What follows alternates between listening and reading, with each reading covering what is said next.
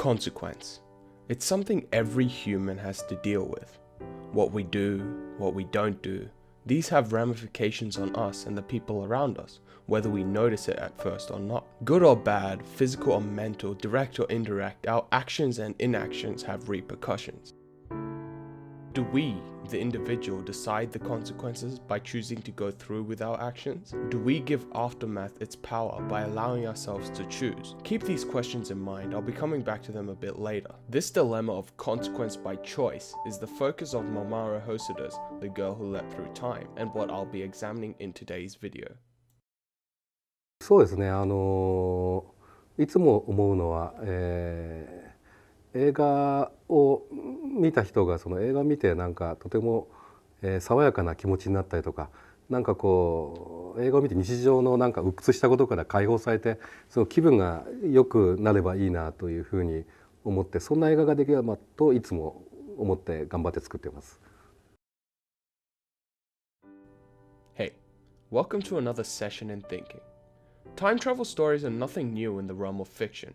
Thousands upon thousands of stories have been told about people who subvert the linearity of life, people who break the laws of physics. From H.G. Wells' The Time Machine to Zemeckis' Back to the Future, we have been well versed in the concept of manipulating time. So why does Mamoru's The Girl Who Leapt Through Time resonate so much? Time waits for no one. Simon Worrall once said in an interview with National Geographic, "In one way or another, every time travel story is about death. Time travel is our way of flirting with immortality." I disagree. Inherently, time travel stories are about consequences. Not necessarily death, but consequences. Typically, the protagonist starts out in an ordinary world, one devoid of any challenge or interest. They are given the power to escape this world through time travel and choose to cross the threshold. Eventually, the protagonist realizes that they have made an error in judgment by choosing to alter the past and returns to where they started, either changed physically or mentally. They bear the ramifications of bending time. This intrinsically suggests that we shouldn't alter the linearity of life, that we should let predestination run its course. To do nothing would be better than to do something. Consequence by choice. Of course, not every story follows this structure. Looper is one of my favorite time travel movies, and it plays with the concept in a unique fashion. It places the protagonist in a much more passive role within a world that has already had the ability to manipulate time for quite a while. However, most stories do fall into this one morale: playing with time makes things worse. This is where Hosoda's The Girl Who Leapt Through Time comes into play. You see, contrary to what many might believe after the first viewing, the film never takes a side on whether we should, given the ability to do so, alter time. Instead, Hosoda asserts that action and inaction both have equal repercussions. The only variable is who the bearer of these consequences is, and when these ramifications reveal themselves. Take a look at this scene, for instance. Guy gets swung, guy gets thrown, and person gets hit. Now here's the same scene, but after she gets her powers. Guy gets swung, guy gets thrown, and person gets hit.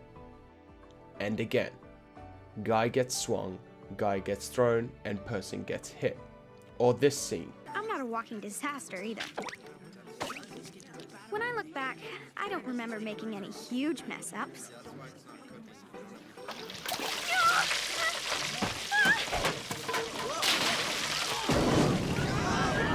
What are you standing there for? Get the... Can we switch groups?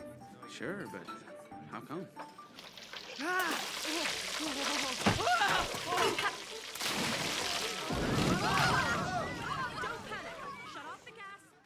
Nothing has changed except who gets hurt. Ever think that someone might be suffering from your good fortune? Huh? You think so? Who knows? Yum. But that can't be correct. Of course we alter the outcome of a situation by choosing to do something differently, right? Well, this brings us back to the questions I asked at the beginning of the video. Do we decide the consequences by choosing to go through with our actions? Do we give aftermath its power by allowing ourselves to choose? What The Girl Who Leapt Through Time teaches us is, no. If consequences were a loaded gun, we would be the ones aiming it, not the ones firing. No matter what, the outcome is the same, someone gets shot. Eventually, the universe has a way of balancing out whether we notice it initially or not. So then, what do we do if nothing changes based on our choices? Well, let's revise on what the director himself thinks. いつも思うのは、映画を見た人がその映画を見てなんかとても、爽やかな気持ちになったりとか、なんかこう映画を見て日常のなんか鬱屈したことから解放されて、その気分が良くなればいいなというふうに思って、そんな映画ができればといつも思って頑張って作っています。In the end, the girl who leapt through time teaches us a simple lesson. Unwind from the stresses of life. Don't feel regret for past actions and don't wonder, what could I have done differently? After all, Saying, time waits for no one. Hey, Makoto! Coming!